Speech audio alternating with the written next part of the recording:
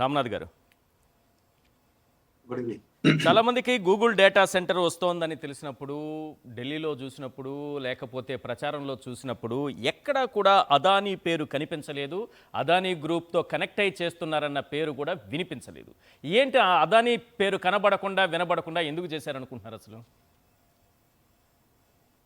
ఈ data centre రావడం వెనుక ఆదాని పాత్ర కూడా చాలా ఉందనేది అందరికీ తెలిసింది. కానీ ఇప్పుడు ఆదాని పేరు బయటకు వస్తే ఏమవుతుందంటే, ఇదే జగన్మోహన్ రెడ్డి గారి హయాంలో ఆదాని కంపెనీతో ఒప్పందం చేసుకున్నారు కదా డేటా సెంటర్ కి సంబంధించి. అప్పుడు 25,000 ఉద్యోగాలు కల్పిస్తాం, కేవలం డేటా సెంటరే కాకుండా అక్కడ ఐటీ పార్క్ ఏర్పాటు చేస్తాం, డెవలప్మెంట్ సెంటర్ ఏర్పాటు చేస్తామని ఒప్పందం చేసుకున్నారు కదా. మరి మీరు ఆ పని ఎందుకు చేయడం లేదని ప్రశ్నించే అవకాశం ఉంటుంది. కాబట్టి ఆదాని పేరు చెప్పడం లేదు. రెండు, ఆదాని పేరు చెప్తే అంత మైలేజ్ రాదు. చంద్రబాబు నాయుడు గారు, నారా లోకేష్ గారు వ్యవహార శైలి చూస్తూ ఉంటే కేవలం మైలేజ్ కోసం బాగా తాపత్రయపడుతున్నారు అనేది కూడా చాలా క్లియర్ గా అర్థమవుతుంది. మీరు బాగా గమనిస్తే మొన్న పవన్ కళ్యాణ్ గారిని కూడా పిలవలేదు ఆ కార్యక్రమానికి. ఎప్పుడైనా కానీ మైలేజ్ ఉండే కార్యక్రమానికి చంద్రబాబు నాయుడు గారు, నారా లోకేష్ గారే వాళ్ళే ఓన్ చేసుకుంటారు. విశాఖకు డేటా సెంటర్ రావడం వెనుక నారా లోకేష్ గారి పాత్ర విపరీతంగా ఉందని స్వయంగా ముఖ్యమంత్రి చంద్రబాబు నాయుడు గారు చెప్పారు. తన కుమారుడు వల్ల ఇదంతా జరుగుతోంది అని కూడా చెప్పారు. కానీ ఎప్పుడైనా సరే కూటమి ప్రభుత్వానికి నెగిటివ్ గా ఉందనుకోండి, సపోజ్ మన నకిలీ లిక్కర్కి సంబంధించిన వ్యవహారం వచ్చినప్పుడు ప్రతిపక్షాలు అటాక్ చేసినప్పుడు అప్పుడు మాత్రం కూటమి ప్రభుత్వం మీద దాడి అంటారు. అంటే నెగిటివ్ గా ఏదైనా అటాక్ జరుగుతా ఉంటే కూటమి ప్రభుత్వం మీద దాడి అని చెప్పి జనసేన, బీజేపీ వాళ్ళని కూడా లాగుతారు. కానీ ఇలాంటి వ్యవహారాలకు వచ్చేసరికి మాత్రం చంద్రబాబు నాయుడు గారు, నారా లోకేష్ గారే చేస్తూ ఉన్నారు అన్న ఒక ఇంప్రెషన్ ఇవ్వడానికి ట్రై చేస్తూ ఉంటారు. అయితే ఇక్కడ ఆహ్వానించదగ్గ అంశం ఏంటంటే, ఇప్పటికైనా కూడా విశాఖ గొప్పతనాన్ని అనివార్య పరిస్థితుల్లో చంద్రబాబు నాయుడు గారు, నారా లోకేష్ గారు గుర్తించారనేది క్లియర్ గా అర్థమవుతుంది. జగన్మోహన్ రెడ్డి గారు 5 ఏళ్ల పాటు చెప్పారు, మనం విశాఖపట్నాన్ని నమ్ముకుంటేనే ముందుకు వెళ్దాం, అమరావతిని అడ్డుపెట్టి మనం బెంగళూరు, చెన్నై అయితే ఎప్పటికీ పోటీ పడలేము, విశాఖపట్నానికి కొద్దిగా మనం బూస్ట్ ఇస్తే అదే మనల్ని చెన్నై, బెంగళూరుతో పోటీ పడేలాగా 10-15 ఏళ్ళకి తీసుకెళ్తుంది అని చెప్పారు. అవును, మొన్న నారా లోకేష్ గారు మాట్లాడుతూ అదే మాటలు చెప్పారు. అవును, ఐటీ హైదరాబాద్ లో ఎదగడానికి 30 ఏళ్ళు పట్టింది, మనకు విశాఖలో 10 ఏళ్ళు చాలా అన్నారు. అంటే ఇప్పుడు మళ్ళా అదే లైన్కి వచ్చారు కదా. జగన్మోహన్ రెడ్డి గారు చెప్పినప్పుడేమో దీన్ని విపరీతంగా వ్యతిరేకించారు. అసలు విశాఖ నివాస యోగ్య ప్రాంతమే కాదు అన్నారు. ఇక్కడ ఇంకా బాగా గమనిస్తే మనం విశాఖపట్నాన్ని నమ్ముకొని ముందుకెళ్దామని జగన్మోహన్ రెడ్డి గారు చెప్తే, ఇక్కడ చంద్రబాబు నాయుడు గారు, నారా లోకేష్ గారు వైఖరి ఎలా ఉంది, మా వల్ల విశాఖకే డేటా సెంటర్ వచ్చింది, అంటే విశాఖ గొప్పతనం కాదు మా గొప్పతనమే అని ప్రచారం చేసుకుంటూ ఉన్నట్టుగా ఉంది ఇక్కడ. పైగా 2014-19 మధ్య అధికారంలో ఉన్నప్పుడు కొన్ని కంపెనీలు వచ్చాయి.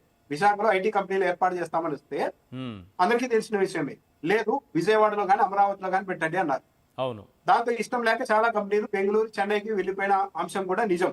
అవును, విశాఖపట్నానికి, విశాఖ బ్రాండ్ కి తెలుగుదేశం పార్టీ మీడియా చేసినంత డ్యామేజ్ ఎవరు చేయలేదు. జగన్మోహన్ రెడ్డి 5 ఏళ్ల కాలంలో అక్కడ పరిపాలన రాజధాని పెడితే మనం కొద్దిగా విశాఖ మీద రాష్ట్ర ప్రభుత్వం ఫోకస్డ్ గా ఉందని తెలిస్తే చాలా మంది వస్తారు, మనం ప్రయత్నం చేద్దాం అన్నప్పుడు విపరీతంగా వ్యతిరేకించడంతో పాటు ఆ బోస్టన్ కంపెనీ ఒక రిపోర్ట్ ఇస్తే వీళ్ళ ఉద్దేశాలు ఎలా ఉంటాయి అన్నది. ఎవరైనా కానీ విశాఖ అన్నది మన రాష్ట్రంలో ఒక పెద్ద నగరం.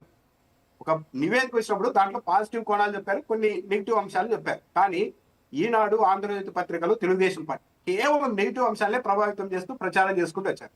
కానీ ఈ రోజు మాత్రం వాటన్నిటిని రివర్స్ లో అటాక్ చేస్తూ ఉన్నారు. ఈనాడు పత్రిక ఆ రోజు ఏం రాసింది, అసలు విశాఖపట్నంలో ప్రజలు నివాస యోగ్యం కానే కాదు అన్నట్టుగా రాశారు.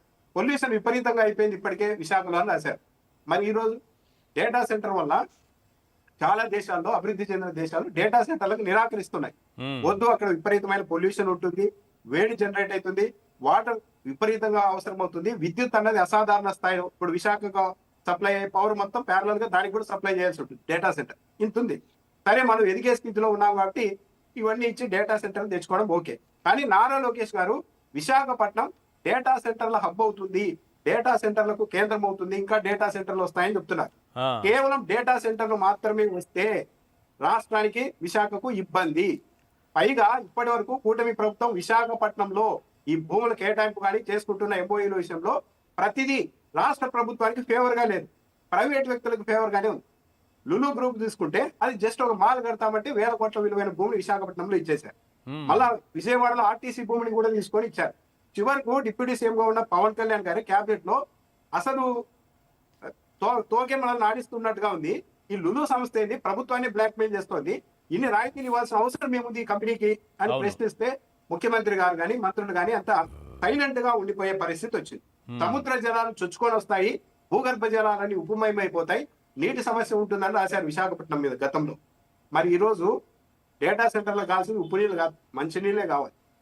మరి భారీ స్థాయిలో నీళ్లు మరి ఎక్కడి నుండి తెస్తారు? ఈ రోజు ఏమో లేదు పోలవరం ఎడమ కాలం నుంచి, అది కూడా వైఎస్ఆర్ హయాంలోనే తవ్వారు, ఆ పోలవరం ఎడమ కాలం నుంచి నీళ్లు తెస్తామని చెప్తున్నారు. మరి ఆ రోజు ఎగ్జిక్యూటివ్ క్యాపిటల్ అక్కడ ఏర్పాటు చేద్దాం అన్నప్పుడు ఇక్కడ నీళ్లు కూడా ఉండవు, తాగడానికి ఇబ్బంది అని చెప్పి ఎందుకు రాశారు? అవును. అదొక పెద్ద క్రైమ్ సిటీ అని ఎందుకు చెప్పారు? పొల్యూషన్ ఉంటుందని ఎందుకు చెప్పారు? ఇంకా ఎంత దూరం వెళ్ళిపోయారు? భూకంపాలు వచ్చి మొత్తం కొట్టుకుపోతారు. విశాఖపట్నం భూకంపాలు, సునామీలు. సముద్రంలో పెద్ద గోయ ఏర్పడింది, ఎప్పటికైనా మునిగిపోతుంది అని చెప్పారు. అవును. అక్కడ న్యూక్లియర్ సబ్మెరైన్స్ ఉన్నాయి, దాని వల్ల చాలా ప్రమాదం అని రాశారు. అవును. హుదూద్ చూసాం కదా, అలాంటి తుఫాన్లు వస్తే మొత్తం పెట్టుబడులకే ఇబ్బంది, ఆర్థిక వ్యవస్థ అతలాకుతలం అవుతుంది అన్నారు. అవును. మరి ఈ రోజు మాత్రం ఎవరు అలా నెగిటివ్ ప్రచారం అయితే ఈ రోజు ఎవరు చేయడం లేదు. చెబుతున్నది ఏంటి? మీరు డేటా సెంటర్ తెచ్చారు, బాగానే ఉంది. ఆదాని 200 మెగావాట్లతో డేటా సెంటర్ ఏర్పాటు చేస్తామంటేనే 25,000 ఉద్యోగాలు ఇప్పించేలాగా జగన్మోహన్ రెడ్డి ఒప్పందం చేసుకున్నారు. కరెక్ట్. మీరు ఓకే డేటా సెంటర్ ఏర్పాటు చేసి మీకు ఈ భూమిని ఇచ్చిన తర్వాత మాకేమన్నారు? మరి ఇప్పుడు ఏకంగా 1 గిగావాట్ పెడుతూ ఉన్నప్పుడు కనీసం 1,00,000 ఉద్యోగాలు అడగాలి కదా. కనీసం ఎంతో ఒక స్థాయిలో మీరు ఇక్కడ నిజానికి ఎన్ని వస్తున్నాయి సార్? ఏంటి కన్ఫ్యూజన్ ఏంటి? అసలు కన్ఫ్యూజన్ ఎందుకు? 200 ఉద్యోగాలని ఒకసారి, 500 ఉద్యోగాలని ఒకసారి, 1,80,000 అని ఒకసారి, ఈ కన్ఫ్యూజన్ ఏంటి? వాస్తవంగా ఎన్ని వస్తాయి అనుకుంటున్నారు? ఇప్పుడు అధికారికంగా చెప్పింది 200 ఉద్యోగాలు ఈశ్వర్ గారు, కానీ 1,80,000 అన్నది ఎక్కడ వచ్చింది అంటే ఇది పత్రికల్లో మాత్రమే వచ్చింది. కానీ ఇక్కడ బాగా గమనించండి, మీడియా అన్నది ఎంత ఫోకస్డ్ గా ప్రజల్ని ఎలా మభ్యపెట్టడానికి ప్రయత్నిస్తుంది అన్నది. 1,00,000 ఉద్యోగాలు, 2,00,000 ఉద్యోగాలు వస్తాయన్నారు అనుకోండి, ఏదో రౌండ్ ఫిగర్ చెప్తున్నారు కాబట్టి జస్ట్ వస్తున్నాయి అనుకుంటారేమో అని చెప్పేసి ఏదో లెక్క కట్టినట్లు ఈ కంపెనీ ఇస్తుంది, ఈ కంపెనీ వస్తుంది అని లెక్క కట్టినట్టు కరెక్ట్ గా 1,88,000 ఉద్యోగాలు ఇస్తారు అని రాశారు పత్రికల్లో. అంటే చూసే వాళ్ళకి ఏమనుకుంటారు, అంటే కరెక్ట్ గా లెక్క కట్టారు అంటే ఏదో కంపెనీ ఈ ఉద్యోగాలని ఇవ్వబోతోంది అని చెప్తారు. కానీ ప్రభుత్వం వైపు నుంచి కానీ ఎవరు కానీ ఆ 1,88,000 ఉద్యోగాలు ఇచ్చేది ఎవరు అంటే చెప్పడం లేదు. నారా లోకేష్ గారిని అడిగితే గుడివాడ అమర్నాథ్ గారు ఇలా అంటున్నారండి, ఎన్ని ఉద్యోగాలు వస్తాయి చెప్పండి అంటే ఆయన గుడ్డు మంత్రి అండి, కోడి పొదగాలంటారు, గుడ్డు రావాలంటారు, ఆయనకి ఏం తెలుసు అండి అంటారు. మరి సరే ఆయనకి తెలియదు, మీకు తెలిసినప్పుడు ఇగో 1,88,000 ఉద్యోగాలు ఇలా వస్తాయి అని చెప్పాలి కదా, చెప్పడం లేదు. అంటే ఎప్పుడైనా కానీ ఇబ్బందికరమైనది, సమాధానం లేని ప్రశ్నలు అడిగితే నారా లోకేష్ గారు కానీ తెలుగుదేశం పార్టీ కానీ దానికి ఒక హాస్యాన్ని ఆపాదించడం, దాన్ని ఒక కామెడీ లాగా చేయడం, తప్పించుకోవడం చేస్తున్నారు. 1,88,000 ఉద్యోగాలు వస్తాయన్నారు కదా, ఎక్కడ వస్తాయంటే సమాధానమే లేదు, అసలు వచ్చే అవకాశమే లేదు. ఇంకోటి డేటా సెంటర్ల దగ్గర అంతా ఎకో సిస్టమ్ ఏర్పడుతుంది అంటున్నారు, కానీ డేటా సెంటర్ల దగ్గర చాలా ఎన్విరాన్మెంటల్ పరంగా చాలా ఇబ్బందులు ఉంటాయి. అలాంటి చోట ఐటీ కంపెనీలు వస్తాయా? అసలు గూగుల్నే ఎందుకు రప్పి, సరే గూగుల్ అంటున్నారు, గూగుల్ కంపెనీనే అక్కడ ఒక ఐటీ క్యాంపస్ ఏర్పాటు చేసేలాగా ఎందుకు ఒప్పించలేకపోయారు? గూగులే పెట్టినప్పుడు మిగతా కంపెనీలు ఎలా వస్తాయనుకుంటున్నారు? వీటన్నిటికీ సమాధానం చెప్పాలి కదా, ఏది చెప్పడం లేదు.